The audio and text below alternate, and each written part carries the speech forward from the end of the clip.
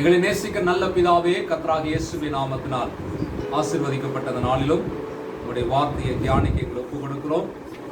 ஆவியானவர் எங்களோடு பேசுகிறார். இயேசு கிறிஸ்துவின் நாமத்தினால் வேண்டுகிறோம். இது நல்ல பிதாவே, ஆமென். அல்லேலூயா.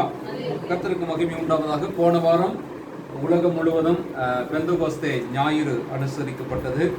ஸோ நாம் அந்த நாளை நினைத்து நாம் அந்த நாளிலே கர்த்தருடைய வார்த்தையை பரிசுத்த ஆவியானவருடைய பலத்தால் நாம் நிரப்பப்பட வேண்டும் என்பதை குறித்தும், அதனுடைய அவசியத்தை, அதனுடைய தேவையை, அப்படி நாம் பரிசுத்த ஆவியானவர் நிரப்பப்பட்டால் நாம் என்ன செய்வோம் என்பதை குறித்தெல்லாம் ஒரு சில குறிப்புகளை நான் உங்களோடு பகிர்ந்து கொண்டேன். கடைசியாக நான் முடிக்கும் பொழுது, பரிசுத்த ஆவியானவர் நிரப்பப்படுவதற்கு தேவன் ஏதாவது நிபந்தனை வைத்திருக்கிறாரா அப்படின்னு பார்க்கும் பொழுது, அதற்கான குறிப்பிட்ட நிபந்தனையாக ஒன்றும் இல்லை. ஆனால் அங்கே நிரப்பப்பட்ட அனுபவத்தை நாம் பார்க்கிற பொழுது அந்த காரியத்திலே கர்த்தர் நமக்கு சில காரியங்களை நமக்கு குறிப்பிட்டு சொல்லுகிறார் என்பதை நாம் புரிந்து கொள்ள முடிகிறது. கர்த்தருக்கு ஸ்தோத்திரம். ஆகவே இந்த நாளில் அவைகளை குறித்து உங்களோடு கூட நான் பேசி உங்களுக்காக நான் ஜெபிக்க போகிறேன். பரிசுத்த ஆவியானவரால் நாம் எல்லாரும் நிரப்பப்பட்டிருக்கிறோம் என்று நான் நம்புகிறேன். ஒருவேளை அப்படிப்பட்ட அனுபவம் உங்களுக்கு இல்லை என்றால் நீங்கள் தாராளமாக ஆண்டவரிடத்தில் கேட்கலாம். ஆண்டவரே, என்னை உங்களுடைய பரிசுத்த ஆவியினால் நிரப்புங்க என்றும், உங்களுடைய பரிசுத்த ஆவியினால் என்னை நடத்தும் என்றும் நாம் தேவனை நோக்கி நாம் ஜெபிக்க வேண்டும். ஏனென்றால் ஒரு கிறிஸ்தவராக, தேவனுடைய பிள்ளையாக, ஒரு விசுவாசியாக நாம் பரிசுத்த ஆவியினால் இருப்பதும் பரிசுத்த ஆவியினால் நடத்தப்பட வேண்டும் என்பதும் மிக மிக முக்கியம். இந்த ரெண்டு அனுபவம் இல்லாமல் ஒருவர் தன்னை விசுவாசி என்று சொல்லுவதோ, அல்லது ரட்சிக்கப்பட்டவர் என்று சொல்லுவதோ, அல்லது தன்னை கிறிஸ்தவர் என்று சொல்லிக் கொள்வதோ அர்த்தமில்லை. ஆனால் நான் கவனிக்கக்கூடிய ஒரு காரியம், அதாவது நம்முடைய சபையில் மட்டுமல்ல, பொதுவாக எல்லா இடத்திலும் நான் கவனிக்கக்கூடிய ஒரு விஷயம் என்ன அப்படின்னு பார்த்தீங்கன்னா, வாழ்க்கையில் நாம் பல தீர்மானங்களை எடுக்கிறோம். இதை செய்ய வேண்டும், இதை செய்யக்கூடாது, இங்கே போக வேண்டும், போகக்கூடாது, இவரிடத்தில் பேச வேண்டும், பேசக்கூடாது, இப்படி பலவிதமான தீர்மானங்களை நாம் வாழ்க்கையில் எடுக்கிறோம். ஆனால் இந்த தீர்மானங்கள் எல்லாம் நாம் ஆவியானவருடைய நடத்துதலினால் எடுக்கிறோமா, அல்லது நாம் நம்முடைய மனதில் தோன்றுகிற நம்முடைய விருப்பு வெறுப்புகளின் அடிப்படையில் எடுக்கிறோமா அப்படின்னு சொல்லி பார்க்கும் பொழுது, நான் பார்த்த வரைக்கும் பெரும்பாலான கிறிஸ்தவர்கள் தங்களுடைய விருப்பு வெறுப்புகளின் அடிப்படையில் தான் அதை எடுக்கிறார்களே தவிர பரிசுத்த ஆவியானவருடைய நடத்துதலோடு அதை எடுப்பதில்லை என்பது வருந்தக்கூடிய ஒரு விஷயம்.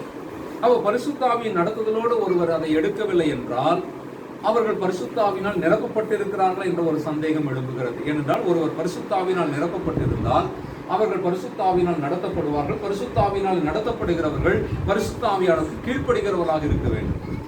அல்லேலூயா. பரிசுத்த ஆவியானவருக்கு ஒருவர் கீழ்ப்படியாகும். என வேதம் சொல்லுகிறது, மீட்கப்படும் நாளுக்கென்று முத்திரையாக பெற்ற பரிசுத்த ஆவியானவரை துக்கப்படுத்தாதிருங்கள் என்று வேதம் சொல்லுகிறது. நாம் என்ன நினைச்சுக்கிறோம், பரிசுத்த ஆவியை துக்கப்படுத்துறது அப்படின்னு சொன்னா, ஒரு ரட்சிக்கப்பட்ட மனுஷன் குடிச்சிட்டாரு அப்படின்னு வச்சுக்கோங்க, இல்லை ஒரு வேற ஏதாவது ஒரு டிவி பார்த்துட்டாரு, ஒரு சீரியல் பார்த்துட்டாருன்னு வச்சுக்கோங்க, அப்போ நம்ம என்ன நினைக்கிறோம், ஓ சீரியல் பார்த்து நீ பரிசுத்தாவை துக்கப்படுத்திட்ட அப்படின்னு சொல்றாங்க. இல்லைன்னா இவர் புகைப்பிடித்து பரிசுத்தாவின் துக்கப்படுத்திட்டார் அப்படின்னு சொல்றாங்க. அதெல்லாம் உண்மைதான், அதெல்லாம் ஆண்டவருக்கு பரிசுத்தாவினருக்கு துக்கம் தான். ஆனா உண்மையாகவே பரிசுத்தாவினுக்கு எது அதிகமான துக்கம் அப்படின்னு கேட்டீங்கன்னா, எப்பொழுது பரிசுத்த ஆவியானவர் நம்ம கூட பேசி ஆவியானவர் நம்மை நடத்துகிற பொழுது ஆவியானவருக்கு நம்ம கீழ்ப்படியாம போறோம் பார்த்தீங்களா, அதுதான் ஆவியானவர் துக்கப்படுத்தக்கூடிய ஒரு விஷயம். பரிசுத்த வேதாகமத்தில் கீழ்ப்படிதல் என்பதற்கு மிக மிக முக்கியத்துவம் கொடுக்கப்பட்டிருக்கிறது. பழைய ஏற்பாட்டு காலத்தில் தேவன் நியாயப்பிரமாணத்தை கொடுத்த பொழுது அவர் என்ன சொல்றாரு, நீங்க என்னுடைய வார்த்தையை கவனமாய் கேட்டு நான் சொல்லுகிற இந்த வார்த்தைகளின்படியெல்லாம் நீங்கள் செய்தால் அப்பொழுது நான் உங்களை ஆசீர்வதிப்பேன் என்று இஸ்ரவேல் மக்களுக்கு ஆண்டவர் அந்த வாக்குத்தத்தங்களை கொடுத்திருக்கிறார். அப்போ கீழ்ப்படிதல் என்பது மிக மிக முக்கியமானதாக கருதப்படுகிறது. சவுல் ராஜா ஆண்டவருக்கு கீழ்ப்படியாமல் அவர் தன் இஷ்டமாக செய்த பொழுது ஆண்டவர் அதை மிக கடுமையாக சாமுவேல் தீர்க்கதரிசியை கொண்டு கடிந்து கொள்ளுகிறார். என்ன சொல்றாரு, கீழ்ப்படியாமை என்பது ரெண்டகம் பண்ணுவதற்கும் பில்லி சூனிய பாவத்திற்கும் சமம் என்று சொல்லுகிறார். ஆகவே நீ எவ்வளவு பலி செலுத்தினாலும் அந்த பலியை விட எனக்கு கீழ்ப்படிதான் முக்கியம் அப்படின்னு சொல்லி தேவன் சவுலிடத்தில் பேசுகிறார். ஆகவே பரிசுத்த ஆவியானவரால் நிரப்பப்பட்டவர்களும் பரிசுத்த ஆவியானவரால் நடத்தப்படுகிறவர்களும் கட்டாயமாக பரிசுத்த ஆவியானவரால் நடத்தப்படக்கூடியவர்களாக இருக்க வேண்டும். ஒரு குறிப்பிட்ட உதாரணத்தை நான் சொல்ல விரும்புகிறேன். சில நேரத்தில் சபைகளுக்கு போவதை நிறுத்துவது அல்லது வேறு சபைகளுக்கு போக தீர்மானிக்கிற சில முடிவுகளை மக்கள் பல நேரத்தில் எடுக்கிறார்கள். இனிமேல் நான் இந்த சர்ச்சுக்கு போக மாட்டேன், இனிமேல் இந்த சபைக்கு நான் போவதில்லை அப்படிங்கிற ஒரு சில தீர்மானங்களை சில நேரத்தில் எடுக்கிறார்கள். நம்முடைய சபைக்கு வந்தவர்களும் அப்படி சில தீர்மானங்களை எல்லாம் எடுத்து இப்போ சிலர்லாம் அப்படியெல்லாம் விலகி போனதையும் நம்ம முற்கால வரலாறு, நம்ம சபை வரலாறு பார்க்கும்போது இருக்குது. அப்போ இந்த தீர்மானங்களை அவங்க எடுக்கிறாங்க பார்த்தீங்களா, அந்த தீர்மானத்தை எந்த அடிப்படையில் எடுக்கிறாங்க அப்படின்னு பார்த்தீங்கன்னா, பெரும்பாலும் தங்களுடைய மாம்ச உணர்வுகளின் அடிப்படையில் தான் அதை எடுக்கிறார்களே தவிர ஜெபித்து ஆவியானவருடைய உத்தரவோடு ஆவியானவருடைய நடத்துதலோடு அந்த முடிவு எடுத்தார்களா அப்படின்னு கேட்டால் கிடையாது. அப்போ என்ன ஒரு கேள்வி வருதுன்னா, அப்போ இந்த திருச்சபையிலிருந்து இந்த ஐக்கியம் எனக்கு வேண்டாம், இந்த கூடுகை எனக்கு வேண்டாம், இந்த சபைக்கு நான் வரமாட்டேன் என்று சொல்லி வேறொரு சபைக்கு போகிறவர்கள், போறது தப்பு கிடையாது, போகட்டும், பரவாயில்ல, அது அவங்களுடைய விருப்பம் தான். ஆனா போகும்போது அங்கேயும் ஆவியானவர் தான் இருக்கிறார். அப்ப அந்த ஆவி, அங்கே இருக்கக்கூடிய ஆவியானவர் எப்படி அதை ஏற்றுக்கொள்வார்?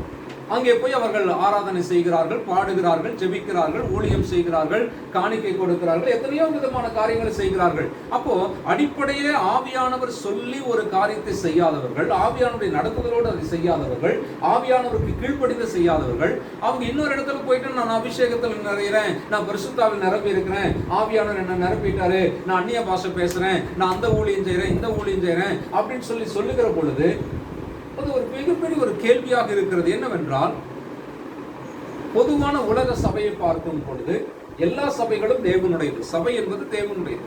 அப்போ சபையில இருக்கிற ஒருவர் பரிசுத்த ஆவிக்கு கீழ்ப்படிந்து நடக்க வேண்டும் என்பது மிக மிக மிக முக்கியமானது. அல்லேலூயா. நாம் என்ன செய்கிறோம், பல நேரத்தில் ஆவிக்குரிய விஷயங்கள், உலகத்துக்குரிய விஷயங்கள் என்று சொல்லி நாம் பிரித்து பார்க்கிறோம். உலகத்துல எல்லாருமே பொதுவாக கிறிஸ்தவர்கள் என்ன செய்யறாங்க, இது ஆவிக்குரிய விஷயம், இது உலகத்துக்குரிய விஷயம் என்று சொல்லி பிரித்து காட்டுகிறார்கள்.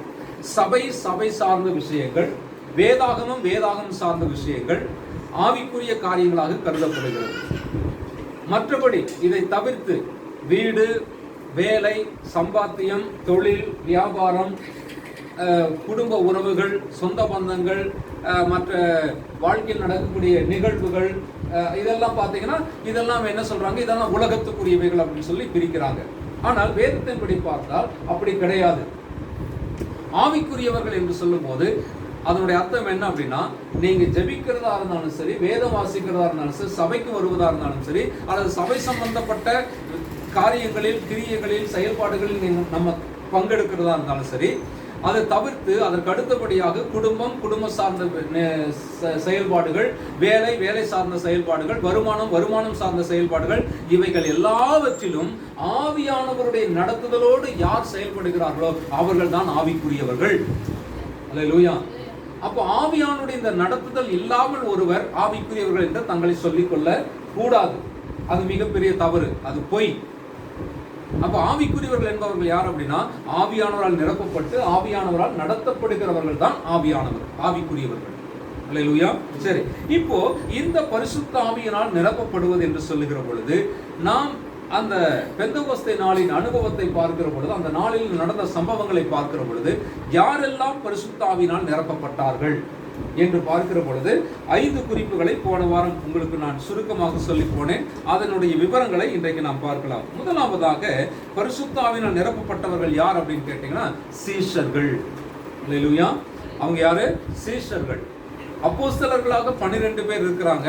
ஆண்டவர் 12 பேரை அப்போஸ்தலர்களாக பிரித்தெடுத்தார். அதில் ஒருவர் யூதாஸ் காரியோத் என்ன பண்ணிட்டாரு, ஆண்டவர் மறுதலிச்சு காட்டி கொடுத்து அவர் இறந்து போயிட்டாரு. இப்ப அவருடைய இடத்துல மத்தியாஸ் என்பவர் தெரிந்து கொள்ளப்பட்டார். இப்ப 12 அப்போஸ்தலர்கள் ஆயிட்டாங்க. இது தவிர 102 பேர், அந்த 102 பேரா 108 பேர் இல்லையா, 108 பேர் அந்த மேல் வீட்டில் அவர்களோடு கூட இருக்கிறார்கள். அப்ப இவங்கெல்லாம் யார் அப்படின்னு கேட்டீங்கன்னா, இயேசு கிறிஸ்துவை பின்பற்றி செல்லுகிறவர்கள், இயேசு கிறிஸ்துவை பின்பற்றி நடந்தவர்கள். அவங்களுக்கு பேர் என்னது? சீஷர்கள் என்று பெயர் இல்லையா, சீஷர்கள் என்று பெயர். அப்போஸ்தலர் நடவடிக்கைகள் 1ஆம் அதிகாரத்துல 13-14 வசனத்துல அவர்களுடைய பெயர் விவரங்கள் பட்டியல்லாம் நமக்கு கொடுக்கப்பட்டிருக்கிறது. அப்போஸ்தலர் நடவடிக்கைகள் 1ஆம் அதிகாரம் 13ஆம் வசனம். அவர்கள் அங்கே வந்த பொழுது மேல் வீட்டில் ஏறினார்கள்.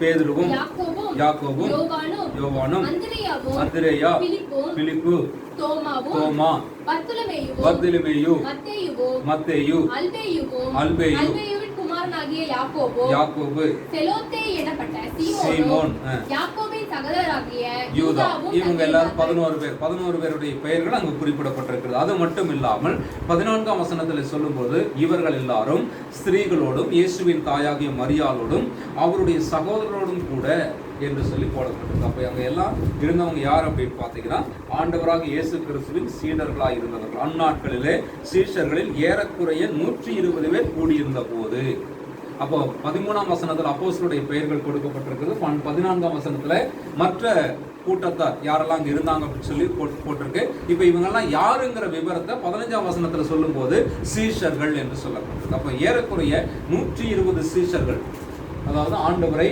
கடைசி வரைக்கும் உண்மையாய் பின்பற்றி கொண்டு வந்தவர்கள். ஆண்டவருக்கு பின்னாடி நிறைய பேர் வந்தாங்கன்னு சொல்லி வேதம் சொல்லுகிறது. திரளான மக்கள் வந்தார்கள், திரளான கூட்டத்தார் வந்தார்கள். 5000 புருஷர்களுக்கு அவர் அப்பத்தை பிட்டு கொடுத்தார். அதற்கு பிறகு 4000 பேருக்கு கொடுத்தார். ஆனால் இங்கே பார்க்கிறோம், இத்தனை பேர் இருந்தாலும் இந்த இடத்துல ஆண்டவருடைய சமூகத்தில் கூடியிருந்தவங்க எத்தனை பேர்? 120 பேர். அப்ப 120 பேர் மட்டும்தான் இயேசு கிறிஸ்துவை உண்மையாக பின்பற்றி வந்தவர்கள், சீடர்களாக இருக்கக்கூடியவர்கள். அப்போ இந்த நாளிலே நாம் கவனிக்கக்கூடிய விஷயம் என்ன அப்படின்னு பார்த்தீங்கன்னா, நாம் இயேசு கிறிஸ்துவின் சீடர்களாக இருப்பது பரிசுத்தாவியை பெற்றுக்கொள்வதற்கு அல்லது பரிசுத்தாவில் நிரப்பப்படுவதற்கு மிக முக்கியமான ஒரு குவாலிஃபிகேஷன் அப்படின்னு நம்ம சொல்லலாம். அல்லேலூயா.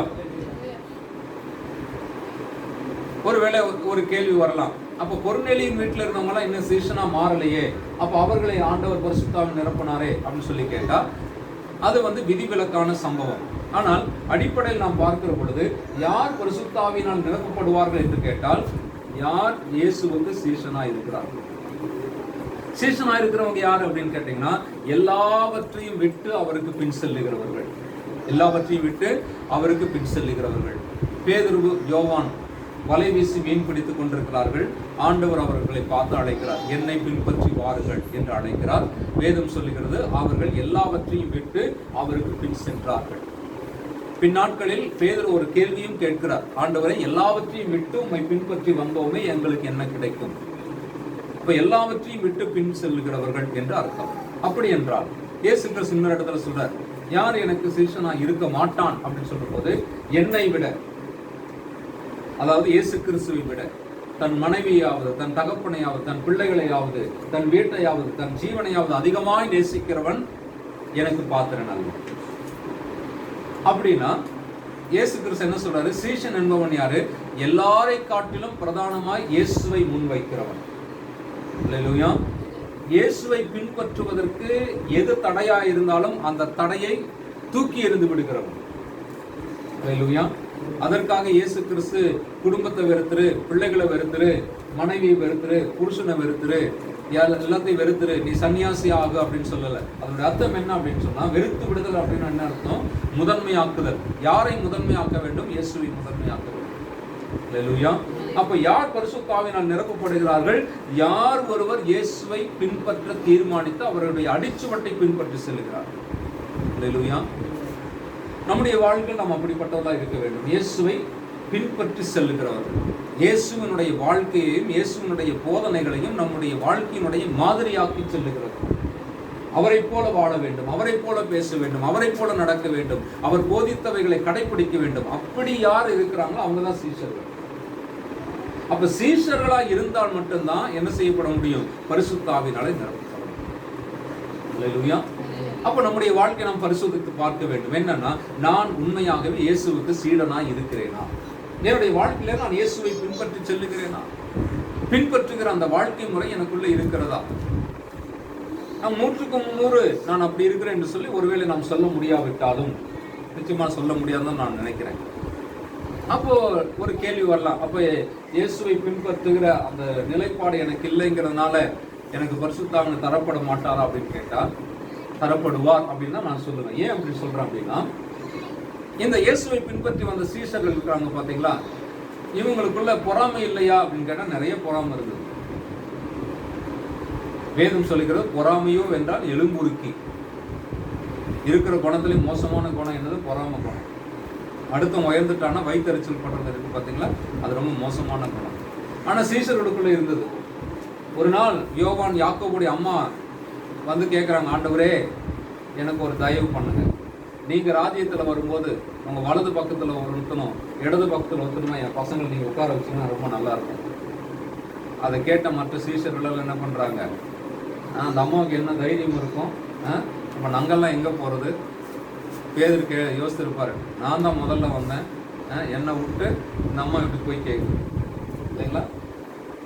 சுவிசேஷ புத்தகத்தை வாசிக்கும் ஒரு குறிப்பு அடிக்கடி வரும், என்னன்னா தங்களுக்குள்ள அவங்களுக்கு ஒரு வாக்குவாதம் வருது. என்ன தெரியுமா? எவன் பெரியவனா இருப்பான். இல்லையா? நான் தான் பெரியவனா இருக்கணும், நான் தான் தலைவனா இருக்கணும், நான் தான் அதிகாரம் உள்ளவனா இருக்கணும். அதுக்கப்புறம் என்ன நடக்குது? இயேசுவை காட்டி கொடுத்தவர் யூதாஸ், மறுதளித்தவர் பேதுரு, விட்டு ஓடி போனவர்கள் மற்ற சீஷர்கள். ஆனா இவங்க எல்லாரும் தான் இப்ப இந்த இடத்துல உட்கார்ந்து இருக்கிறாங்க. அல்லேலூயா. அப்ப அதனால நம்ம குறையோட இருக்கிறது பரவாயில்ல அப்படின்னு நினைச்சுக்கலாமா? அப்படியும் கிடையாது. ஓஹோ, அப்ப பரவாயில்ல, நமக்கு பொறாமை இருந்தாலும் பரவாயில்ல, வேற எந்த குணம் இருந்தாலும் பரவாயில்ல, கோபம் இருந்தாலும் பரவாயில்ல, எரிச்சல் இருந்தாலும் பரவாயில்ல, ஆண்டவர் நம்மளை பரிசுத்தம் நிரப்பிடுவாருன்னா அதுவும் தவறு. தங்களுடைய தவறை உணர்ந்து ஆண்டவரிடத்துல மனம் திரும்பி வர வேண்டும். ஆண்டவரே, என்கிட்ட இந்த குறை இருக்குது, இந்த குணம் இருக்குது, இது பாவம், இது தவறு, அதனால ஆண்டவரே என்னை மன்னிச்சிருங்கன்னு சொல்லி ஆண்டவர்கிட்ட ஒப்பு கொடுக்கணும். அப்ப நான் நினைக்கிறேன், பேது மனங்கசந்து அழுதார் என்று வேதம் சொல்லியிருக்கிறது. அந்த மனங்கசந்து அழுதது எதை காட்டுகிறது? அவர் மனம் திரும்பி விட்டார் என்பதை காட்டுகிறது. பேதுரு என்ன பண்ணிட்டார்? மனம் திரும்பிட்டார். அப்போ உண்மையான சீசனா இருக்கிறவங்க பரிசுத்தால் நிரப்பப்படுவாங்க. இதுல இன்னொரு விஷயத்தை நீங்க கவனிக்கணும். என்ன அப்படின்னா, அற்புதமான ஒரு விஷயம் என்ன அப்படின்னா, பரிசுத்தாவினால நிரப்பப்பட்ட பிறகு அவங்களுக்குள்ள பொறாமை கிடையாது, வாக்குவாதம் கிடையாது, கோபம் கிடையாது, எரிச்சல் கிடையாது, நான் பெரியவன் நீ பெரியவன் அப்படிங்கிற அந்த ஏற்றத்தாழ்வு கிடையவே கிடையாது. ஏன்னா பரிசுத்தாவினால் ஒருத்தர் நிரப்பப்பட்டார் அப்படின்னா முற்றிலுமாக அவர்களுடைய சுபாவமே தலைகளா மாறிடுதுன்னு அர்த்தம். அல்லேலூயா. அப்ப நம்முடைய வாழ்க்கையில முதலாவது நம்ம சீஷரா இருக்கணும். அல்லேலூயா. நம்ம எல்லாரும் ஒரு காலத்துல இயேசுவை ஏற்றுக்கொண்டோம் இல்லையா? ஏதோ ஒரு டைம்ல, ஏதோ ஒரு சூழ்நிலையில நம்ம எல்லாரும் இயேசுவை ஏற்றுக்கொண்டோம். இயேசுவை ஏற்றுக்கொண்டதற்கு என்ன காரணமோ அது ஒவ்வொருத்தரும் ஒவ்வொரு காரணம் சொல்லுவீங்க. நான் வியாதியா இருந்தேன், ஜெபம் பண்ணேன், எனக்கு வியாதி சுகமாச்சு, அதனால இயேசுவை ஏற்றுக்கிட்டேன். இல்லை எங்க வீட்டில் இருந்தவங்க எல்லாரும் சர்ச்சுக்கு போக ஆரம்பிச்சிட்டாங்க, சரி நான் மட்டும் எதுக்கு இருக்கணும், அதனால நானும் சர்ச்சுக்கு போக ஆரம்பிச்சிட்டேன். இல்லை எங்க குடும்பமே கிறிஸ்தவ குடும்பம் தான், நான் பிறந்திருந்தே கிறிஸ்தவ குடும்பத்தில் இருந்தனால அப்படின்னு சொல்லி பல காரணங்களை நாம் சொல்லலாம். ஆனால் இதுவெல்லாம் நான் இயேசுவின் சீஷன் என்பதற்கு அர்த்தம் அல்ல. இயேசுவின் சீஷன் என்பவன் தீர்மானிக்கணும். அப்போ நீங்க இயேசுவை ஏற்றுக்கொண்டிருக்கலாம், ஞானஸ்நானம் பெற்றிருக்கலாம், எல்லாம் நடந்திருக்கலாம். ஆனால் உண்மையில நம்ம யோசித்து பார்க்க வேண்டிய விஷயம் என்னன்னா, நான் தீர்மானம் எடுத்தேனா, இயேசுவை பின்பற்றுவதற்கு தீர்மானம் எடுத்தேனா, இயேசுவின் வாழ்க்கை முறையையும் போதனைகளையும் என் வாழ்க்கை முறையாக்கி கொள்ள நான் தீர்மானம் எடுத்திருக்கிறேனா? அந்த தீர்மானம் எடுத்திருந்தவங்க தான் சீஷர்கள். அந்த தீர்மானத்தின்படி வாழ்கிறவர்கள் தான் சீஷர்கள். அந்த தீர்மானத்தின்படி நடக்கிறவர்கள் தான் சீஷர்கள். அல்லேலூயா. அப்போ இந்த நாள்ல நம்ம கவனித்து சீர்படுத்திக் கொள்ள வேண்டிய விஷயம் என்ன தெரியுங்களா? நான் உண்மையான சீஷனாக விரும்புகிறேன். அல்லேலூயா. உண்மையாக நான் ஆண்டவரை பின்பற்ற விரும்புகிறேன், ஆண்டவருடைய வழியில் நடக்க விரும்புகிறேன், அவருடைய போதனைகளை கடைபிடிக்க விரும்புகிறேன், அவருடைய வாழ்க்கையை என்னுடைய வாழ்க்கை முறையாக்கிக் கொள்ள நான் விரும்புகிறேன். அந்த ஒரு நிலையை நாம் அடையும் போதுதான் சீஷர்கள். அப்ப சீஷர்களாக இருக்கிறவர்கள் பரிசுத்தாவியினாலே நிரப்பப்படுவார்கள். ஆமென். இரண்டாவதாக நாம் பார்த்தது என்னன்னா, விசுவாசம். விசுவாசம் இருக்கணும் இல்லையா? என்ன அப்படின்னு பார்த்தீங்கன்னா, இந்த அதிகாரத்தை நாம் வாசிக்கிற பொழுது, அப்போஸ்தலர் 1:5 வாசிக்கிற பொழுது அங்கே அந்த பரிசுத்தாவியானவரை குறித்து இயேசு கிறிஸ்து சொல்றது என்னன்னா, பிதாவினால் சொல்லப்பட்ட வாக்கு தத்தம். அப்போ வாக்கு தத்தம் நிறைவேற வேண்டுமானால் அந்த வாக்கு தத்தத்தை விசுவாசிக்கிறவர்களாக இருக்க வேண்டும். யோவேல் தீர்க்கதரிசியின் புஸ்தகம் 2ஆம் அதிகாரம் 28ஆம் வசனத்துல தேவன் அதை வாக்குத்தத்தமாக கொடுக்கிறார். என்ன வாக்குத்தத்தம்? இதோ மாம்சமான யாவர் மேலும் என் ஆவியை ஊற்றுவேன். அந்த வாக்குத்தத்தம் நிறைவேறுகிறது இல்லைங்களா? பிதாவினால் கொடுக்கப்பட்ட வாக்குத்தத்தம். அப்ப வாக்குத்தத்தம் என்று வருகிற பொழுது அந்த வாக்குத்தத்தம் நிறைவேறுவதற்கு விசுவாசம் என்பது அவசியம். ஆபிரகாமை தேவன் அழைக்கிறார் இல்லையா? நான் அழைத்து சொல்றாரு, நான் காண்பிக்கும் தேசத்திற்கு போ, அங்கே நான் உன்னை பெரிய ஜாதி ஆக்குவேன், அங்கே நான் உன்னை ஆசீர்வாதமாய் வைப்பேன் என்று கர்த்தர் ஆபிரகாமுக்கு வாக்குத்தத்தம் கொடுக்கிறார். அப்ப ஆபிரகாமுக்கு தேவன் வாக்குத்தத்தம் கொடுத்த போது வேதம் சொல்லுகிறது, ஆபிரகாம் அதை விசுவாசித்தார்.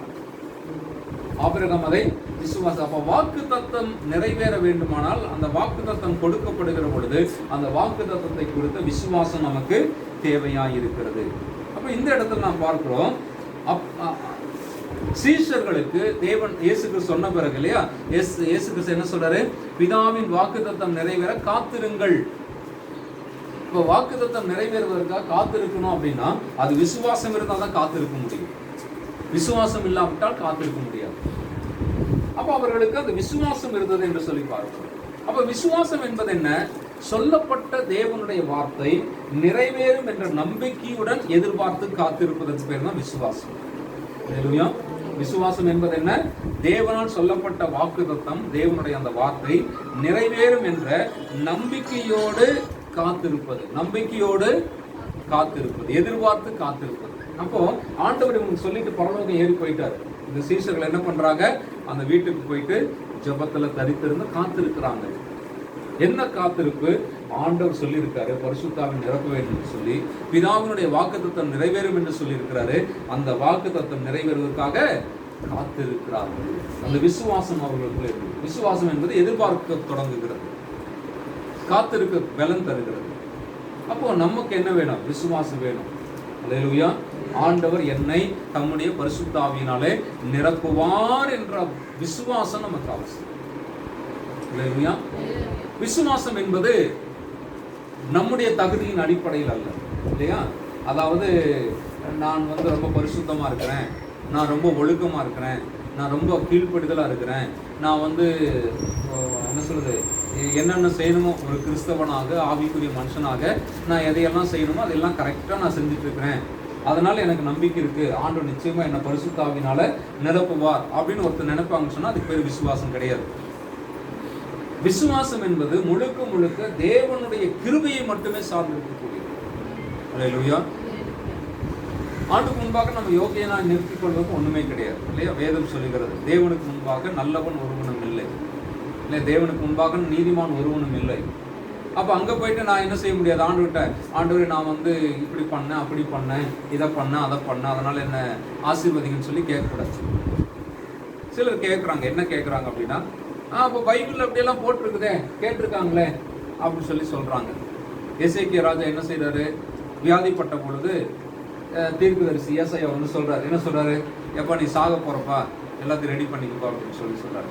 அப்ப எசேக்கியா என்ன சொல்றாரு? ஜெபம் பண்ற, ஆண்டவரே நான் எவ்வளவு உத்தமமா இருந்தேன், எவ்வளவு உண்மையா இருந்தேன், நீங்க என்ன சாகிறதுக்கு ரெடியாக சொல்லிட்டீங்களே அப்படின்னு சொல்லி ஜெபம் பண்றாரு. ஸோ நல்லா கவனிச்சுக்கங்க. அதனால நம்மளும் ஆண்டவர்கிட்ட போயிட்டு, ஆண்டவரே பாருங்க, நான் எவ்வளோ ஒழுங்காக சர்ச்சுக்கு போயிட்டு இருக்கிறேன், நான் எவ்வளோ ஒழுங்காக காணிக்கையெல்லாம் கொடுத்துட்டு இருக்கிறேன், நான் யாருக்கும் எந்த தீங்கும் பண்ணுறதில்லை, அதனால நீங்கள் எனக்கு அவங்க பரிசுத்தாவி எனக்கு கொடுங்க, எனக்கு கொடுத்து தான் ஆகணும், கொடுக்கலன்னு அவ்வளோதான் அப்படின்னு சொல்லி எல்லாம் ஆண்டவர் மிரட்டலாம் அப்படின்னா அதெல்லாம் முடியாது. அது கிடையாது. அப்போ ஏங்க எசேக்கியாவை பற்றி எழுதிருக்குன்னா, எசேக்கியா என்ன செஞ்சாருன்னு எழுதியிருக்கே தவிர எசேக்கியா செஞ்ச மாதிரி நீயே செய்யுங்கிறதுக்காக அது எழுதலை.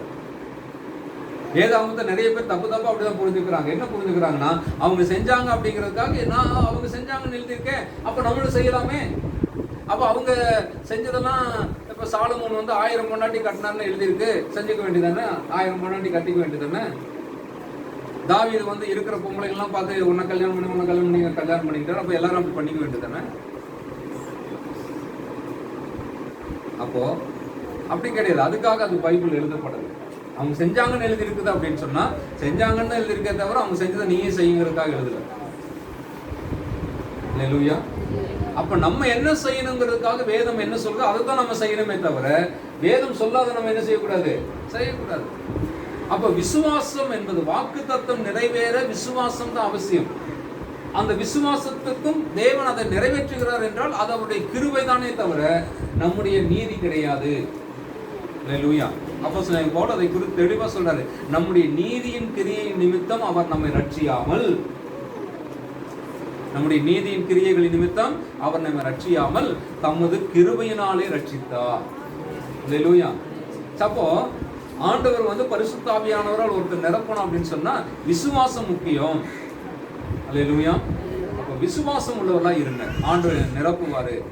எங்கிட்ட இருக்கிற தகுதியை பார்த்து நிரப்புவாருன்னு நினைக்காதீங்க, ஆண்டவர் தம்முடைய கிருபையினாலே நிரப்புவார்னு சொல்லி விசுவாசம். அல்லேலூயா. அடுத்ததாக மூன்றாவதாக நாம் பார்க்கிறது என்னன்னா ஏக்கம் இல்லையா. அது அங்க நமக்கு தெளிவா இல்லாட்டி கூட நான் அந்த குறிப்பை நான் ஏன் எடுத்தேன் அப்படின்னா, தேவன் சொல்லிட்டு போயிட்டாரு, இயேசுக்கு சொல்லிட்டு போயிட்டாரு. இப்ப அவங்க எல்லாருமே அந்த அனுபவம் எப்படி இருக்குன்னு தெரியாது அவங்களுக்கு. பரிசுத்த ஆவியினால் நிரப்பப்படுவது என்றால் என்ன, அது எப்படி இருக்கும், இதுக்கு வரைக்கும் முன்ன பின்ன அவங்க என்ன சொன்னாங்க, ருசி பார்த்ததில்லை. பழைய ஏற்பாட்டு காலத்துல பரிசுத்த ஆவியில் நிரப்பப்பட்ட சம்பவங்கள் நமக்கு சொல்லப்பட்டிருக்கு. அதெல்லாம் அவங்க யூதர்களா இருந்தனால அவங்களுக்கு அதெல்லாம் தெரியும். வேதம் சொல்லுகிறது, சவுல் ராஜா ஆவியினால் நிரப்பப்பட்ட போது அவர் தீர்க்க தரிசனம் சொன்னார்னு சொல்லி போட்டிருக்கு. அதே தாவீது பரிசுத்த ஆவியில் நிரப்பப்பட்ட போது அவருக்கு என்ன நடந்ததுன்னு சொல்லப்படலை. ஆனா அவர் என்ன பண்றாரு, அந்த என்ன சொல்றது, கிண்ணறத்தை எடுத்து வாசிக்கிற தாளம் அவருக்கு இருந்ததுன்னு சொல்லி பார்க்கிறோம். அப்போ பரிசுத்த ஆவியினால் நிரப்பப்படுகிற பொழுது என்ன நடக்கும், என்ன சம்பவிக்கும், அவங்களுக்கு என்ன ஆகும், என்ன அனுபவம் இருக்கும் அந்த நேரத்துல, அதை பற்றி வேதம் எந்த விளக்கத்தையும் சொல்லல. ஆண்டவரும் அதை பத்தி சொல்லல இல்லையா. சிம்சோன் பரிசுத்த ஆவியில் நிரப்பப்பட்டார். அவர் நிரப்பப்படும் போது அவருக்கு என்ன நடந்ததுன்னு பைபிள் சொல்லல. அதுக்கப்புறம் புதிய ஏற்பாட்டில் நிறைய பேரை வாசிக்கிறோம். மரியாளை வாசிக்கிறோம், சகரியாவை வாசிக்கிறோம், எலிசபெத்தை வாசிக்கிறோம், எலிசபெத்தினுடைய வயிற்றிலே இருந்த குழந்தை யோவான் ஸ்நானகனை வாசிக்கிறோம். இப்படி நிறைய பேர் பரிசுத்த ஆவியில் நிரப்பப்பட்ட அனுபவங்களை குறித்து சொல்லுகிறதானால் பரிசுத்த ஆவியில் நிரப்பப்படுகிற பொழுது என்ன நடக்கும் என்ற அந்த இது சொல்லப்படலை. அப்ப இவங்களுக்கு பிதாவினால் சொல்லப்பட்ட வாக்குத்தத்தம் நிறைவேறும் என்று சொல்லப்பட்டிருக்கிறது. அந்த வாக்குத்தத்தம் நிறைவேற காத்திருங்கள் என்று அவங்களுக்கு சொல்லப்பட்டது. அப்போ அவங்க என்ன செய்யறாங்க, ஏக்கத்தோட காத்திருக்கிறாங்க இல்லையா. நமக்கு சில நேரத்தில் சில புதிய விஷயங்கள் நமக்கு சொல்லப்படுகிற பொழுது இல்லை, இப்படி ஒரு வேலையை பற்றியோ ஒரு ஏதோ ஒரு நன்மையை குறித்து நமக்கு ஒரு உறுதிமொழி யாராவது நம்ம கொடுக்குறாங்க, இது வரைக்கும் நம்ம அதை பற்றி கேட்டதில்லை, கேள்விப்பட்டதில்லை, பார்த்ததில்லை அப்படிங்கிற பொழுது நமக்கு அது ஒரு எதிர்பார்ப்பை உண்டாக்குது, ஆசையை உண்டாக்குது, ஏக்கத்தை உண்டாக்குகிறது. என்ன செய்வோம், அதை குறித்து நம்ம கணக்கு பார்த்துக்கிட்டே இருப்போம், நாள் பார்த்துக்கிட்டே இருப்போம், எண்ணிக்கிட்டே இருப்போம், என்னைக்கு எப்படி அப்படின்னு சொல்லி. அப்போ அந்த ஏக்கம் அப்போஸ்தலர்களுக்குள்ளே இருந்தது, சீஷர்களுக்குள்ளே இருந்தது. ஏசாயா 44 அதிகாரத்துல 3ஆம் வசனம் இப்படி சொல்லுகிறது. ஏசாயா 44:3 வாசிக்கும் பொழுது, தாகம் உள்ளவன் மேல் தண்ணீரை ஊற்றுவேன் என்று சொல்றார், வறண்ட நிலங்களின் மேல் ஆறுகளை ஊற்றுவேன் அப்படின்னு சொல்லி சொல்றார். வாசிங்க ஏசாயா 44:3. தாகம் உள்ளவன் மேல் தண்ணீரையும் ஊற்றுவேன். பாருங்க, தாகம் உள்ளவன் மேல் தண்ணீரை ஊற்றுவேன், வறண்ட நிலத்தின் மேல் ஆறுகளை ஊற்றுவேன் அப்படின்னு சொல்ற. அப்ப தாகம் என்பது என்ன, ஒரு விதமான ஏக்கம் இல்லையா, ஒரு விதமான ஏக்க உணர்ச்சி, தேவையை உணர்ந்து ஐயோ அப்படின்னு சொல்லி தேவையை உணர்ந்து வெளிப்படுத்தக்கூடிய அந்த உணர்வு தான் தாகம் இல்லையா. நம்முடைய உடலுக்கு தண்ணீர் தேவைப்படுகிற பொழுது நமக்கு தாகம் இருக்கிறது, நாக்கு வறண்டு போகும், ஒரு மடக்கு தண்ணி குடிச்சா நல்லா இருக்குமே அப்படின்னு சொல்லி நமக்கு தோணுது இல்லையா. அந்த மாதிரி இந்த ஏக்கம், பரிசுத்த ஆவியானவரை குறித்த ஏக்கம், அந்த ஏக்கம் நமக்குள்ள இருக்குதான்னு யோசித்து பாருங்க. இப்போ நான் பரிசுத்த ஆவியில் நிரப்பப்பட்டேன், எனக்கு திருப்தியா இருக்குதுங்க அப்படின்னு சொல்றதுக்கு யாராவது இருக்கிறோமா? எனக்கு பரிசுத்த ஆவியானவருடைய நிறைவு பற்றி எனக்கு எந்த விதமான ஏக்கமே கிடையாதுங்க, அதை பற்றி எனக்கு கவலையே இல்லை, நான் ரொம்ப திருப்தியா இருக்கிறேன் அப்படின்னு சொல்ல முடியுமா? எனக்கு தெரிஞ்சு அப்படி யாரும் சொல்ல முடியாது. இப்போ நம்ம கிட்ட அந்த குறை இருக்குது, இன்னும் பரிசுத்த ஆவியில் நிரப்பப்படலை அப்படிங்கிற அந்த குறை இருக்குதுன்னா அப்போ என்ன செய்யணும், அதுக்காக ஏங்கணும். லூயா. உலகத்தில் நம்ம பல விஷயங்களுக்காக ஏக்கத்தை காட்டுறோம் இல்லையா, பணம் சம்பாதிக்கிறது, பொருள் வாங்குறது, இப்படி அப்படின்னு சொல்லி பல விஷயங்களுக்காக ஏக்கத்தை காட்டுறோம். ஆனால் எந்த விஷயத்துக்கு நமக்கு ஏக்கம் அவசியமாக தேவைப்படுது, பரிசுத்த ஆவியினால் நிரப்பப்படுவதற்கு ஏக்கம் தேவைப்படுது. ஒன்று சொல்லட்டுமா, பரிசுத்த ஆவியினால் ஒருவர் நிரப்பப்பட்டுட்டா அவர்கள் வாழ்க்கையில வேற எதுவும் குறையாவே நமக்கு தெரியாது. லூயா. பவுல் சொல்றாரு இல்லைங்களா, வாழ்ந்திருக்கவும் தெரியும், தாழ்ந்திருக்கவும் தெரியும், எல்லா விதத்திலும் மனரமியமா இருக்க கற்றுக்கொண்டேன். அந்த மனப்பான்மை அவருக்கு எப்படி வந்தது? நான் சொல்ல முடியும், பரிசுத்த ஆவியின் நிறைவுனால தான் அது வந்துச்சு. பரிசுத்த ஆவியினுடைய நிறைவை பெற்றுக்கொண்டால் அவர்களுக்கு வாழ்க்கையில எல்லாமே போதும் என்ற நிலைப்பாடு வந்தது.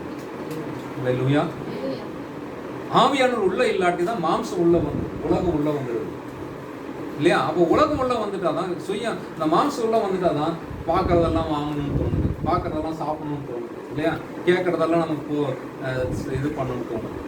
ஆனா இப்போ ஆவியான உள்ள வந்துட்டான்னு வச்சுங்க, அது நமக்கு ஒரு பெரிய விஷயமாவே இருக்காது, அதை குறித்த ஏக்கம் என்பது இருக்காது. இருக்காது. அப்போ எந்த ஏக்கம் நமக்கு அவசியம்?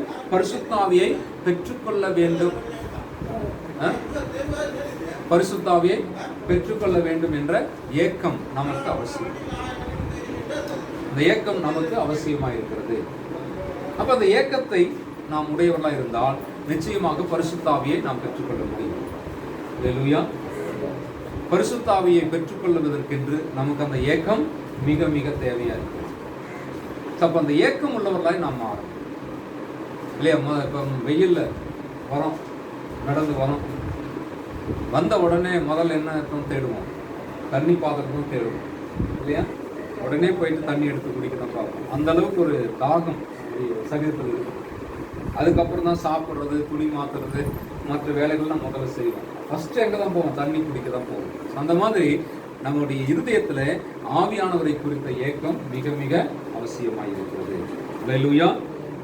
அடுத்தது நான்காவதாக பரிசுத்த ஆவியானவரை குறித்த வெளிப்பாடு அவர்களுக்கு இருந்தது. அல்லேலூயா. அதாவது இதனுடைய காரணம் என்ன அப்படின்னா, பரிசுத்த ஆவியானவருடைய வெளிப்பாடு அவர்களுக்கு இருந்ததுனால தான் அவங்க என்ன பண்றாங்க? ஜெபித்து வேண்டுதல் செய்தார்கள். ஜெபித்து வேண்டுதல் செய்தார்கள். அப்போஸ்தலர் 1ஆம் அதிகாரம் 14ஆம் வசனத்தை வாசிக்கிற பொழுது, அங்கே அவர்கள் எல்லாரும் ஒருமனப்பட்டு ஜெபத்திலும் வேண்டுதலிலும் தரித்திருந்தார்கள். அப்ப ஜெபத்திலும் வேண்டுதலிலும் தரித்திருக்கிற ஒரு மக்களாக அவங்க இருந்தாங்க. அதே போல 2ஆம் அதிகாரம் 1ஆம் வசனத்தை வாசிக்கும் போதும், பெந்தகோஸ்தை என்னும் நாள் வந்த போது அவர்கள் எல்லாரும் ஒருமனப்பட்டு ஓரிடத்தில் வந்திருந்தார்கள். அப்ப எதற்காக அவங்க எல்லாம் ஒருமனப்பட்டு வந்தாங்க அப்படின்னு பார்த்தீங்கன்னா, ஜெபிக்கிறதுக்காக வந்தாங்க, வேண்டுதல் செய்யறதுக்காக வந்தார்கள் என்று சொல்லி நாம் பார்க்கிறோம். அல்லேலூயா. தரித்திருந்தார்கள் என்ற வார்த்தை அங்க வருகிறது இல்ல? ஒரு தரித்திருந்தார்கள் 14ஆம் வசனம் 1:14 வாசிக்கும் போது, ஜெபத்திலும் வேண்டுதலிலும் தரித்திருந்தார். தரித்திருத்தல் அப்படின்னு சொன்னா என்ன அர்த்தம்னா, ஒரே குறிக்கோளோடு இருந்தாங்க. ஒரே குறிக்கோளோடு இருந்தாங்க, மிகுந்த கவனமாய் அதற்காகவே இருந்தாங்க.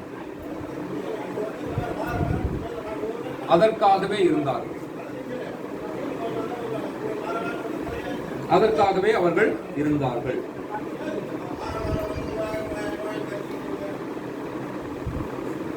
ஒன்றை முக்கியப்படுத்தி அதற்காக மிகவும் கவனமாக இருப்பது. தரித்திருத்தல் என்றால் என்ன? ஒன்றை முக்கியப்படுத்தி அதற்காக மிகவும் கவனமாக இருப்பது. கொஞ்சம் கவனத்தை தவறவிட்டாலும் வாய்ப்பு இழக்கப்படும் என்ற நோக்கத்தில் ஒன்றிலேயே முழு கவனத்தையும் செலுத்துதல். அல்லேலூயா. ஒரு உதாரணம் என்னன்னா, ஒரு சினிமாவுக்கு போறாங்க மக்கள். சினிமாவில் காட்சிகள் ரொம்ப தீவிரமா போயிட்டு இருக்குது. அப்ப பக்கத்துல யாராவது உட்கார்ந்து டிஸ்டர்ப் பண்ணான்னு வச்சுங்க, அது கோபத்தை உண்டாக்கும்ல. ஏன்னா அடுத்த காட்சி என்ன நடக்கும் என்பதை பார்க்க அவங்க ஆர்வமா இருக்கிறாங்க. அந்த காட்சியை தவறு விடுறதுக்கு அவங்க மனசு வர மாட்டேங்குது இல்லையா? அந்த மாதிரி தான் சில நேரத்தில் பாலெல்லாம் தீய விட்டுறாங்க, ஸ்டவ்ல ஏதோ வச்சு மறந்துடுறாங்க மக்கள்லாம். ஸோ அப்போ பார்த்தீங்கன்னா, அப்போ முழு கவனத்தை செலுத்துவோம், முழு கவனத்தை செலுத்துவோம். ஸோ ஆகையினால இந்த முழு கவனம் செலுத்தி ஜெபிக்கணும். அப்போ பரிசுத்த ஆவியை பெற்றுக்கொள்ள வேண்டும் என்பது வாக்கு தத்தம். அந்த வாக்கு தத்தம் நிறைவேறுவதற்கான ஒரு ஏக்கம் வேண்டும். அந்த ஏக்கத்தோடு நம்ம என்ன செய்யணும்? அதற்காக கவனமாய் ஜெபிக்க வேண்டும். அல்லேலூயா.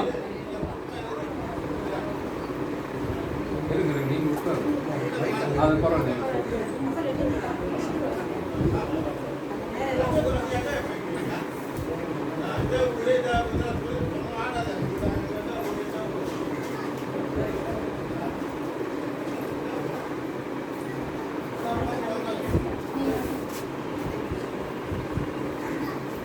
சரி, அப்போ ஜெபம் பண்ணிக்கொண்டே இருந்தார், ஜெபத்திலும் வேண்டுதலும் தரித்துக் கொண்டிருந்தார். அப்ப அவங்களுடைய ஜெபத்தினுடைய மிக முக்கியமான கோர் பாயிண்ட் என்ன அப்படின்னு பாத்தீங்கன்னா, பரிசுத்த ஆவியை பெற்றுக்கொள்வது.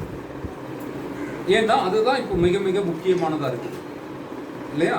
அந்த தேவைதான் முக்கியமா இருக்குது, அந்த அனுபவம் தான் மிக முக்கியமானதா இருக்குது. அதை பெற்றுக்கொள்ள வேண்டும் என்ற அந்த காரியம் தான் மிக முக்கியமா இருக்கிறதுனால அவங்க என்ன செய்யறாங்க? அதற்காகவே கவனத்தை செலுத்தினார்கள். அதற்காகவே கவனத்தை செலுத்தினார்கள். அதற்காகவே ஜெபித்தார்கள். அவங்களுடைய முழு ஜெபத்தினுடைய நோக்கமும் அதுதான். அல்லேலூயா. அதனாலதான் பாத்தீங்கன்னா இந்த அனுபவத்தை பெற்றுக்கொண்ட பிறகு, பரிசுத்த ஆவியின் அனுபவத்தை பெற்றுக்கொண்ட பிறகு அவர்கள் ஜெபங்களிலே நாம ஜெபிக்கிறது போல அவங்க ஜெபம் பண்ணது கிடையாது. நீங்க அப்போஸ்தலனாகிய பவுலுடைய ஜெபங்களை பார்த்தாலும் சரி, அப்போஸ்தல நடவடிக்கைகள்ல எழுதப்பட்டிருக்கிற ஜெபங்களை படிச்சாலும் சரி, நம்ம இன்னைக்கு ஜெபம் பண்ணிட்டு இருக்கிறோம் பாத்தீங்களா? சரீர சுகத்துக்காக ஜெபம் பண்றோம், குடும்ப தேவைக்காக ஜெபம் பண்றோம், வேலைக்காக ஜெபம் பண்றோம், வருமானத்துக்காக ஜெபம் பண்றோம். இப்படிப்பட்ட ஜெபங்கள்லாம் செய்யறோம் பாத்தீங்களா? அந்த ஜெபங்கள் எல்லாம் அவங்க செய்யணும். அவங்க ஜெபம் எல்லாம் எது கவனம் இருக்குன்னா, இன்னும் சுவிசேஷம் கொண்டு போகப்படணும், ஆத்துமாக்கள் ரட்சிக்கப்படணும், இன்னும் ஆண்டவர் வல்லமையாக கிரியை செய்யணும், வரங்களை கிரியை செய்யணும். இதுலதான் அவங்க என்ன செய்யறாங்க? அதிக கவனத்தோடு ஜெபித்தாங்க. அப்ப அடிப்படையில ஜெபம் எந்த காரியத்துக்காக ஜெபிக்க ஆரம்பிச்சாங்க அப்படின்னு பாத்தீங்கன்னா, பரிசுத்த ஆவிக்காக ஜெபம். ஹல்லேலூயா. அப்ப நம்முடைய வாழ்க்கையில நம்முடைய கவனம் எங்க இருக்கணும்? ஆவியானவருக்காக, ஆவியானவரை பெற்றுக்கொள்ள வேண்டும் என்பதற்காக நாம் ஜெபிக்கணும்.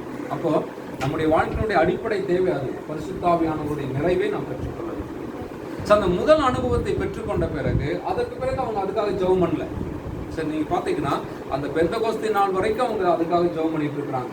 ஆவியானவர் பெற்றுக்கொள்ள வேண்டும் என்ற காரணத்தோடு நோக்கத்தோடு அவங்க என்ன செய்யறாங்க? அதுக்காக ஜெபம் பண்ணிட்டு இருக்கிறாங்க. அதுக்கு பிறகு அவங்க என்ன செய்யல? ஆவியானவரை பெற்றுக்கொள்ள வேண்டும் என்பதற்காக அவங்க ஜெபம் பண்ணல. ஏன் அப்படின்னா, அதற்கு பிறகு பாத்தீங்கன்னா அவர்கள் எப்பொழுதெல்லாம் ஜெபித்தார்களோ அப்பொழுதெல்லாம் தானாகவே பரிசுத்தாவினால் நிரப்பப்பட்டார்கள். அப்படின்னா பரிசுத்தாவை பெற்றுக்கொள்ளுகிற வரைக்கும், அந்த நிறைவை பெறுகிற வரைக்கும் நம்ம அதுக்காக ஜெபம் பண்ணி ஆக வேண்டியது அவசியம். ஆனால் ஒரு முறை பெற்றுக்கொண்டால் அதற்கு பிறகு தொடர்ந்து நாம் அதனால் நிரப்பப்படுவோம் என்பதுதான் உண்மை. ஹல்லேலூயா. அப்போ பரிசுத்தாவின் நிறைவோடு வாழ்வதற்கு இந்த ஜெபம் என்பது மிக மிக முக்கியம். ஹல்லேலூயா. கடைசியாக நாம் பார்க்கிற குறிப்பு என்னன்னா, அவர்கள் எல்லாரும் ஒருமனப்பட்டு இருந்தார்கள். ஹல்லேலூயா. ஏன் ஒருமனப்பட்டிருந்தாங்க அப்படின்னு பாத்தீங்கன்னா, அவர்களுடைய தேவை, எல்லாருடைய தேவையும் அது ஒண்ணுதான். எல்லாருடைய தேவையும் அது ஒண்ணுதான் இல்லையா? எல்லாருடைய தேவையும் அது ஒன்றுதான். எது ஒன்று?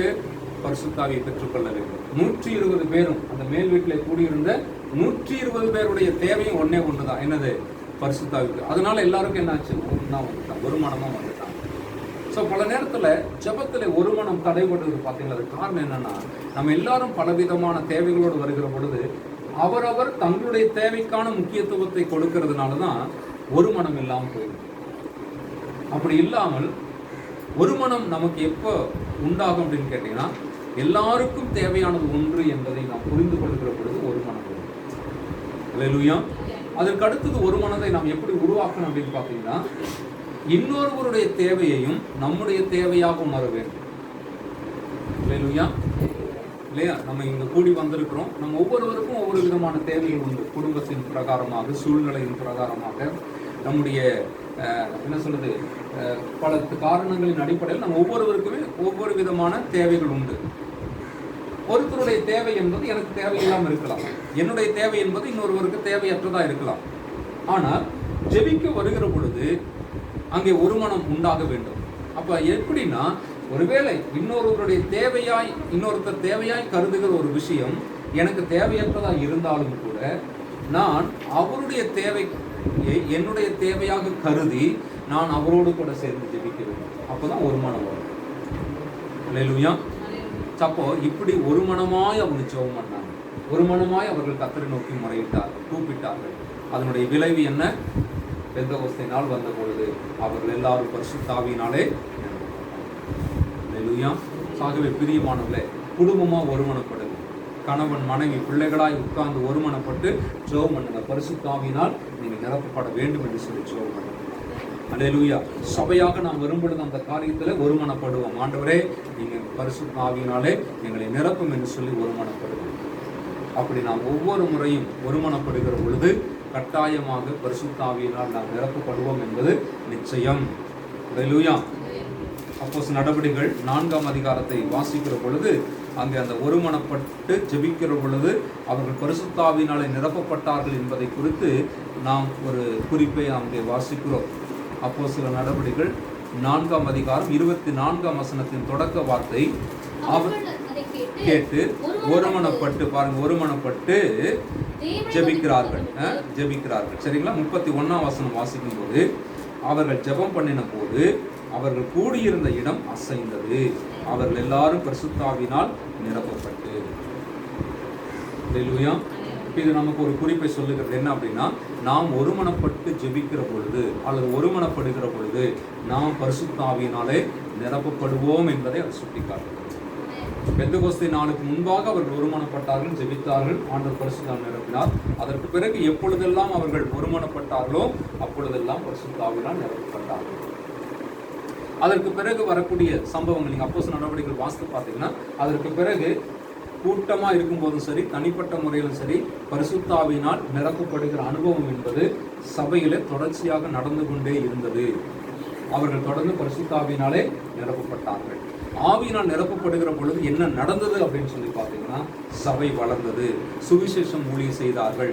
ஆண்டவர் பரிசுத்தாவில் நிரப்பப்பட்டவர்களை கொண்டு பலத்த காரியங்களை செய்தார், அற்புத அடையாளங்களை செய்தார், நோயாளிகளை சுகமாக்கினார். சபையில் இருக்கிற ஒவ்வொருவரும், பரிசுத்தாவில் நிரப்பப்பட்ட ஒவ்வொருவருமே ஊழியம் செய்தார்கள்.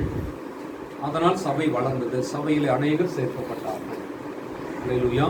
அப்போ பரிசுத்தாவினால் நிரப்பப்படுகிற ஒரு சபையாக நம்முடைய சபை இருக்கிற பொழுது, நாம் ஒவ்வொருவரும் பரிசுத்தாவில் நிரப்பப்படுகிற பொழுது, நம்முடைய தனிப்பட்ட வாழ்க்கை மட்டுமல்ல, நம்முடைய குடும்பம் மட்டுமல்ல, நம்முடைய சபையும் ஒரு அற்புதமான ஒரு ஆசீர்வாதங்களை பெற்றுக்கொள்ளும், ஆவிக்குரிய நன்மைகளை பெற்றுக்கொள்ளும், ஒரு நல்ல வளர்ச்சி சபையில் ஏற்படும் என்பதில் எந்த விதமான சந்தேகம். ஹல்லேலூயா. கர்த்தர் உங்களை ஆசீர்வதிப்பாராக. இந்த நாளிலே இந்த சிந்தையோடு கூட பரிசுத்தாவில் நிரப்பப்படுவதற்கான காரணங்களை பார்க்கிற பொழுது, சீஷராய் இருக்க வேண்டும். சீஷராய் இருக்கிறவர்கள் பரிசுத்தாவில் நிரப்பப்படுகிறார்கள். விசுவாசம் வேண்டும். விசுவாசத்தோடு இருக்கும்போது பரிசுத்தாவினால் நிரப்பப்படுகிறது.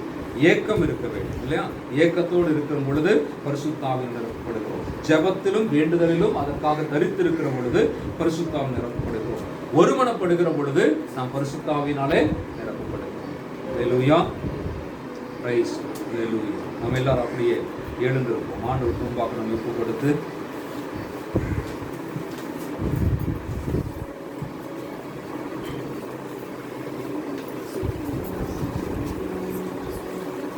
ஊற்றுமையா வல்லமையை தாகத்தோடு காத்திருக்கிறோம். நான் தாகத்தோடு காத்திருக்கிறேன். ஊற்றுமையா வல்லமையை தாகத்தோடு காத்திருக்கிறேன். நான் தாகத்தோடு காத்திருக்கிறேன்.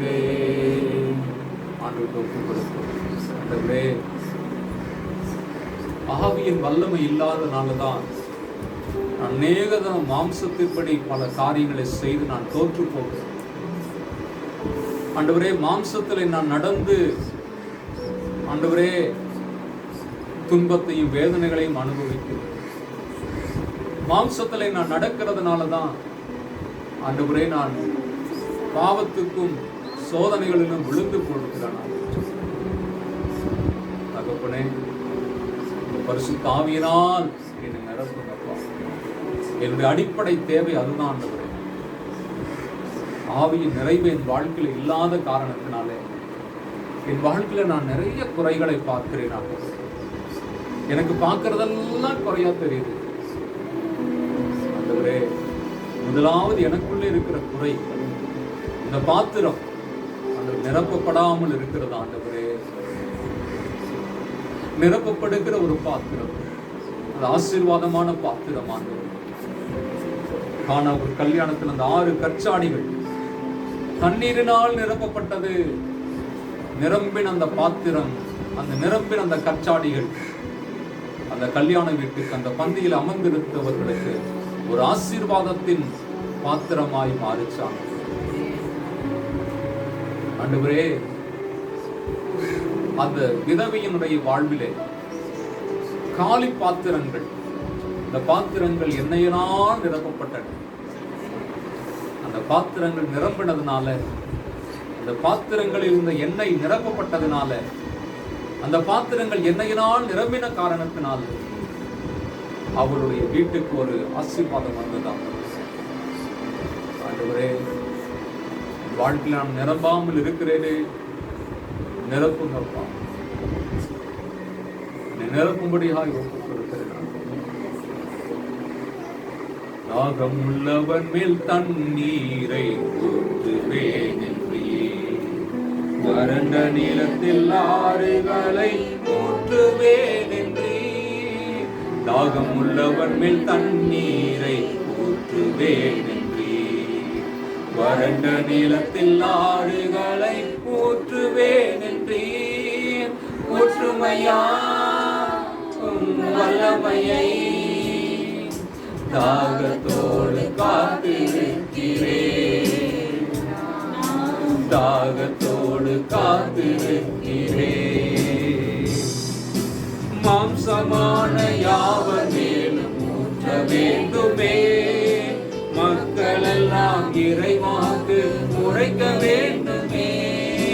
மாம்சமான யாவர் மேலும் ஊற்ற வேண்டுமே. மக்கள் எல்லாம் இறைவாக்கு உரைக்க வேண்டுமே. ஒற்றுமையாகும் வல்லமையை தாகத்தோடு காத்திருக்கிறேன். நான் தாகத்தோடு காத்திருக்கிறேன். ஒற்றுமையாகும் வல்லமையை தாகத்தோடு காத்திருக்கிறேன்.